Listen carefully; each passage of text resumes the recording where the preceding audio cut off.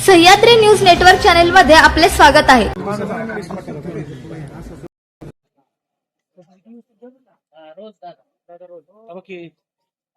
आता बारामती मेडिकल कॉलेजला आलेलो आहे। माझा पीए अजित जो माझ्या बरोबर जिल्हा परिषद पासून आहे, त्याच्या परिवारामध्ये त्याची 15 वर्षाची मुलगीचा मृत्यू काल झाला, सकाळी झाला। खरं तर पोलीस आपल्याला नंतर सांगतील कशामुळे झाला, काय घडलं, कसं घडलं हे तपासानंतर आपल्याला त्या ठिकाणी कळेल। पण अजित आणि त्याच्या परिवारावर दुःखाचा खूप मोठा डोंगर कोसळलेला आहे आणि आपल्या पोटची मुलगी जर काही कारणांमुळे तिचा मृत्यू होत असेल, ते सुद्धा एवढ्या कमी वयामध्ये, कुठल्याही वडिलांसाठी ही गोष्ट समजून घेण्याच्या पलीकडे असते। पवार परिवार, मी, माझा सगळा परिवार, त्याच्याच बरोबर बारामती अॅग्रोचे सर्व जे कर्मचारी आहेत ते अजित आणि त्याच्या परिवाराबरोबर आहेतच। डीवायएसपी साहेबांबरोबर माझी चर्चा झाली। दवाखान्यामध्ये असणारे जे मेडिकल ऑफिसर आहेत त्यांच्याशी चर्चा झाली आणि त्यांना मी विनंती केली, एक तर पोस्टमॉर्टम होत असताना त्याच्यामध्ये हलगर्जीपणा कुठेही नको। पोलिसांकडनं सुद्धा माझी अपेक्षा आहे की याच्यामध्ये हलगर्जीपणा न करता खरं काय घडलं, काय कारण आहेत, कशामुळे तिचा मृत्यू झाला, हे कुठं ना कुठेतरी त्या ठिकाणी आपल्याला बघावं लागेल। त्यामुळे तपास न झाल्यामुळे आणि लहान मुलीचा हा मुद्दा असल्यामुळे याच्यात मला आता तरी खूप काही तिथं सांगता येणार नाही। पण पुढच्या काही तासांमध्ये आपल्याला कळेल की खरंच काय घडलं, काय कारण आहे। त्यामुळे त्यांच्या परिवाराशी चर्चा करून मग पुढे मीडिया बरोबर काय बोलायचं हे मी त्या ठिकाणी ठरवेल। दादा, एकंदरीत बारामतीमध्ये गुन्हेगारीचं प्रमाण वाढत चाललेलं आहे असं वाटत नाही का? कारण का एक दिवसापूर्वी तांदोडे येथे एक आई आणि मुलाचा देखील मृतदेह बंद खोलीमध्ये सापडून आलेला आहे। हे बघा, बारामती असो नाही तर महाराष्ट्रामधला कुठलाही तालुका नाही तर गाव असो, तिथं जर एखादी घटना घडत असेल ज्याच्यामध्ये सामान्य लोकांवर अन्याय होत असेल तर ही गोष्ट आपल्याला पटणार नाही, पटणारीही नाही। आणि त्याच्याच बरोबर पोलीस प्रशासनाचा वचक हा कुठं ना कुठंतरी त्या ठिकाणी कमी झालाय असं आपल्याला तिथं बोलता येईल।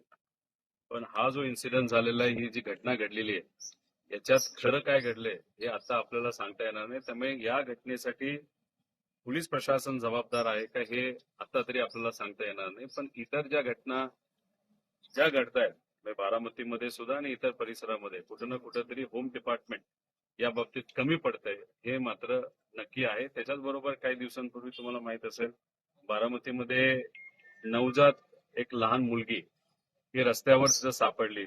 देवाच्या कृपेने ती जिवंत होती, तिच्यावर ट्रीटमेंट तिथं करण्यात आली।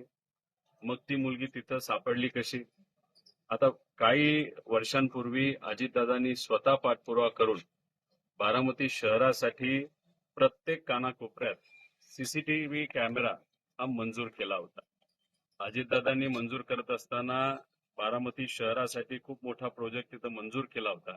पण त्याच्याच बरोबर काटोल म्हणजे अनिल देशमुख साहेबांचं जे गाव आहे तिथेही मंजूर केला होता आणि कर्जत आणि जामखेड अशा 2 ठिकाणी तिथं मंजूर झाला होता।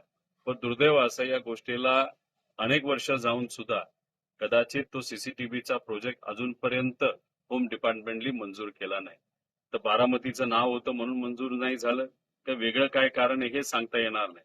आता ते नवजात बाळ जे सापडलं ते तिथं कुणी ठेवलं, कोण ते लोक होते हे आपल्याला सापडतच नाहीये। त्याचं कारण सीसीटीव्ही कॅमेराच त्याच्या परिसरामध्ये नाही। ही सुद्धा घटना जिथं घडली, एका बिल्डिंगला सीसीटीव्ही आहे, दुसऱ्या बिल्डिंगला नाहीयेत, पण आसपासच्या परिसरामध्ये सीसीटीव्हीचा अभाव असल्यामुळे या इन्व्हेस्टिगेशनला थोडा वेळ लागू शकतो। त्यामुळे कुठं ना कुठेतरी सीसीटीव्ही कॅमेरा प्रत्येक मोठ्या शहरामध्ये असणं महत्वाचं आहे, जेणेकरून अशा जेव्हा घटना घडतात तेव्हा तपासामध्ये आपल्याला त्याचा फायदा होत असतो। अजितदादा गेल्यानंतर बारामती पोरकी झाली असं निनावी पत्र एक व्हायरल झालं। तुम्हाला याच्यामध्ये काय प्रथम इन्व्हेस्टिगेशन हे पूर्ण न झाल्यामुळे याच्यावर एखादी स्टेटमेंट देणं नाही तर बोलणं हे मला असं वाटतं योग्य ठरणार नाही। कारण परिवार फार भावनिक या बाबतीत तिथं झालेला आहे. लोकांशी बोलत असताना सुद्धा संमिश्र प्रतिक्रिया तिथे येत आहे. त्यामुळे पूर्णपणे पोलीस डिपार्टमेंटवर आणि परिवारावर हा विषय आम्ही तिथं सोडलेला आहे. आणि पुढच्या 3 तासामध्ये जो काही जिथं ती घटना घडली असं म्हणलं जातं, ज्या बिल्डिंग जवळ नाही तर बिल्डिंग वरून ही घटना घडली तिथला सीसीटीव्ही कॅमेरा पोलीस डिपार्टमेंट तिथं बघत आहे.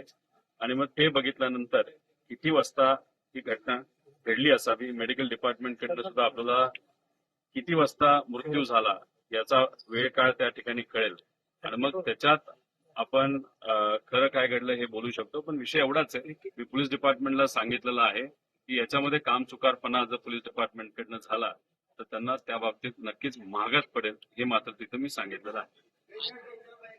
अनेक निवडणुका झाल्या, आपण बघितलंय. निवडणुका आल्या की निनावी पत्र यायचे, परंतु आपण बघितलंय की 5-6 दिवसापूर्वी पवारांना एक पत्र जागरूक नागरिकांनी टाकलेलं आहे सोशल मीडियावर, जेणेकरून ही गुन्हेगारी कुठेतरी थांबली पाहिजे.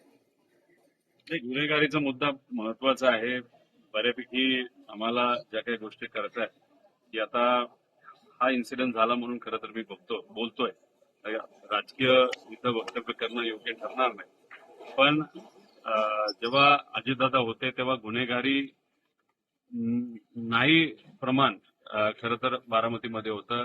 कुठं एक भीती वाटायची, एक वचक असायचं दादांचं. कुठे काय घडलं तर दादा स्वतः त्याच्यामध्ये लक्ष देऊन असायचे. पण कुठं ना कुठेतरी ती जी कायदा व सुव्यवस्थेची घडी आहे ती विस्कटली, हे मात्र त्या ठिकाणी आपल्याला बोलता येईल.